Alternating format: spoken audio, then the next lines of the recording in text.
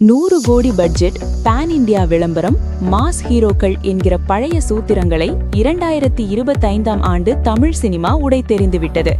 கதை நன்றாக இருந்தால் மக்கள் தியேட்டருக்கு வருவார்கள் என்ற நம்பிக்கையை தயாரிப்பாளர்களுக்கும் விநியோகஸ்தர்களுக்கும் ஆணித்தரமாக உணர்த்திய ஆண்டு இது.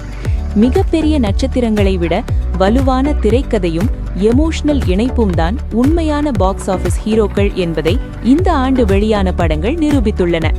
மிக குறைந்த முதலீட்டில் தயாரிக்கப்பட்டு பல மடங்கு லாபத்தை அள்ளி குவித்த அந்த 5 கேம் சேஞ்சர் திரைப்படங்களின் பட்டியலை இங்கே காணலாம். டூரிஸ்ட் ஃபேமிலி 10 மடங்கு லாபம் தந்த மெகா ஜாக்பாட் படமாகும். சசிகுமார் மற்றும் சிம்ரன் கூட்டணியில் உருவான இந்த படம் உலகளாவிய வெற்றியை பதிவு செய்தது. இந்த படத்தை அறிமுக இயக்குனர் அபிஷன் ஜீவந்த் இயக்கியிருந்தார். இவர் ரசிகர்களின் நாடி துடிப்பை சரியாக கணித்து இக்கதையை உருவாக்கியுள்ளார்.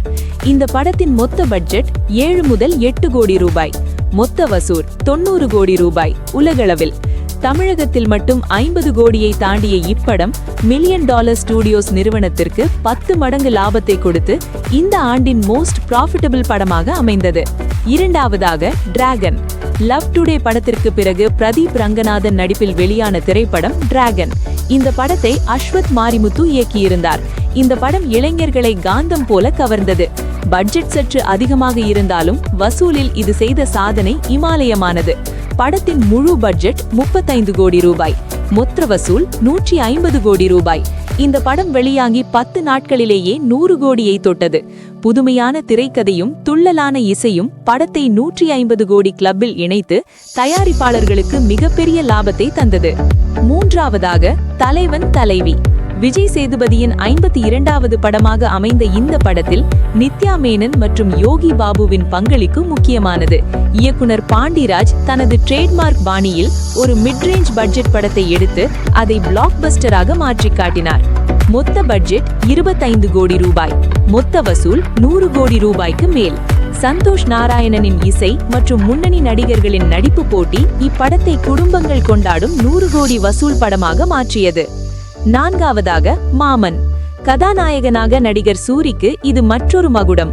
இயக்குனர் பிரசாந்த் பாண்டிராஜ் மாமன் மருமகன் உறவை மையமாக வைத்து இயக்கிய இப்படம் பி மற்றும் சி சென்டர் ரசிகர்களை வெகுவாக கவர்ந்தது.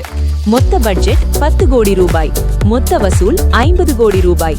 6 வயது சிறுவனுக்கும் தாய் மாமனுக்கும் இடையிலான பாசம், ராஜ்கிரண் போன்ற அனுபவ நடிகர்களின் இருப்பு ஆகியவை படத்தை அடுத்த கட்டத்திற்கு கொண்டு சென்றன. 10 கோடி முதலீட்டில் 50 கோடி வசூல் என்பது காலிவுட் ஆச்சரியப்பட்ட வெற்றி. கடைசியாக குடும்பஸ்தன். மணிகண்டன் நடிப்பில் வெளியான இப்படம் ஒவ்வொரு நடுத்தர குடும்ப தலைவன் சந்திக்கும் பண பிரச்சனையை நகைச்சுவையுடன் கையாண்டது. இயக்குனர் ராஜேஸ்வர் காளிசாமி இப்படத்தை இயக்கியிருந்தார். பட்ஜெட் 8 கோடி ரூபாய். மொத்த வசூல் 28 கோடி ரூபாய். ஆண்டின் தொடக்கத்தில் வெளியாகி சிறிய படங்களும் பெரிய ஹிட் அடிக்கலாம் என தைரியம் கொடுத்த படம் இதுதான். எளிய பட்ஜெட்டில் உருவானாலும் வசூலில் 3 மடங்கு லாபம் தந்தது.